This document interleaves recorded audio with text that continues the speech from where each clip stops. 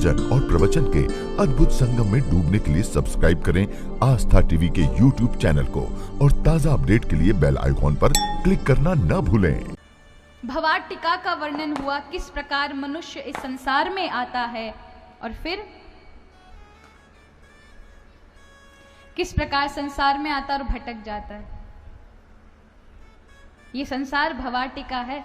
ऐसे समझे कि अभी हम कोई एक भाई था, वॉक कर रहा था, घूम रहा था, अचानक से सांझ का समय होने वाला था, 1-2 घंटे बाद शाम हो जाती, लेकिन उसने सोचा कि चलो घूम लेते हैं।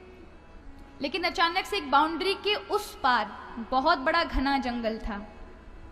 उसने सोचा कि हमेशा लिखा रहता है इस बाउंड्री पर दीवार के बाहर मत झांकिएगा, एक बार देख लेते हैं, क्योंकि बुद्धि बड़ी तार्किक है ना, जो चीजें नहीं करने योग्य होती बुद्धि सोचते करके ही देखते हैं,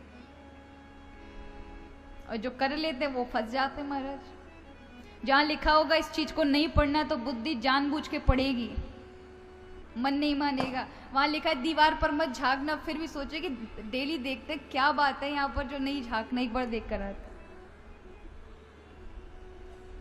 तो ये गया वहां पर छलांग, तो जंगल था, सोचा कितना सुंदर प्राकृतिक वातावरण, थोड़ा सा जंगल में घूम आते हैं, फिर तो तुरंत ही आना ही है, दीवार फांद के जैसे आए हैं वैसे वहां कूद जाएंगे।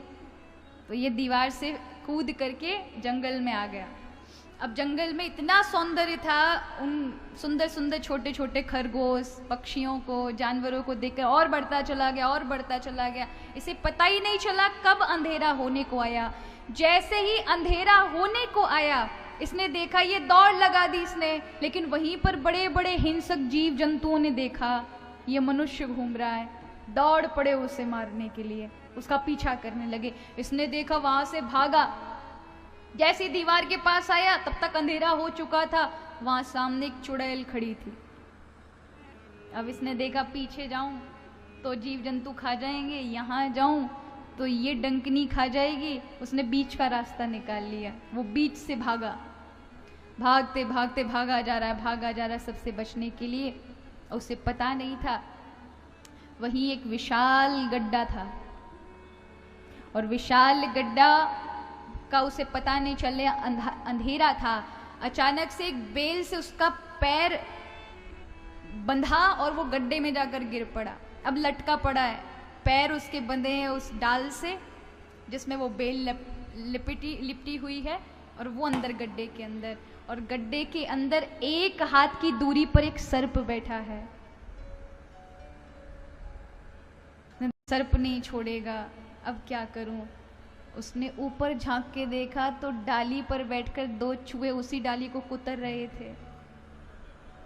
उसने सोचा कि अब ऐसे में कहाँ बचा जाए, यहाँ तो मेरी मौत पूरी संभव है, वहां से बचकर आए तो यहाँ गिर पड़े तो सर्प से बचे तो वो 2 लगे हुए मुझे मारने के लिए। उसी समय एक मधुमक्खी का छत्ता उसको देखा अचानक से, क्योंकि डाल छूटी थी तो वो टकराया वहां से झूलने के कारण, तो वो मधुमक्खी का छत्ता एकदम से उड़ा और वो मधुमक्खी सारी की सारी उसके शरीर पर लग गई, काट रही है उसे, बहुत डंक की चोट पड़ रही है उसे, बहुत चीख रहा है, लेकिन अचानक से वो हंस रहा है। सबको बड़ा आश्चर्य, ऐसा क्या हुआ जो ये हंस रहा है। देखा उसके मुख में वो मधुमक्खी का जो शहद है ना वो टपक रहा है धीरे धीरे, बस उसको चाटते जा रहा है, उसे खुशी मिल रही है। ये दार्शनिक कार्यों ने देखा।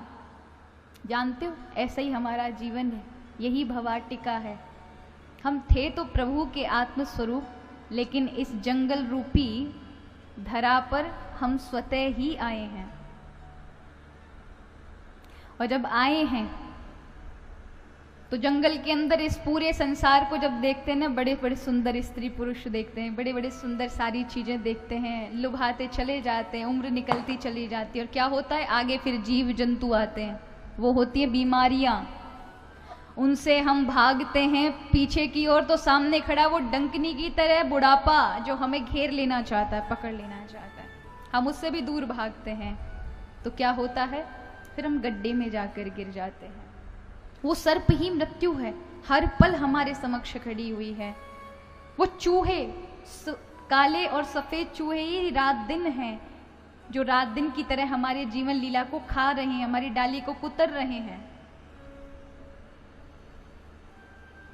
वो जो छत्ते हैं मधुमक्खियां जो हम उस मनुष्य के ऊपर काट रही हैं, वो ही हैं सारे विचार, दुख आदि, रात दिन के अच्छे बुरे विचार और दुख पीड़ा। लेकिन उस छत्ते में से जो 2-4 बूंदे शहद टपक रहा है ना, वही है छोटे मोटे सुख, जिन्हें लेकर के हम अपनी सारी विपदाओं को भूल जाते कि हमारे साथ कुछ हुआ है। कहा यही भवाटिका है कि हम किस प्रकार संसार में बहुत दुखी होने के बाद भी कुछ सुखों को लेकर के सारे दुख भूल जाते कि कुछ हमारे साथ ऐसा भी हो रहा है।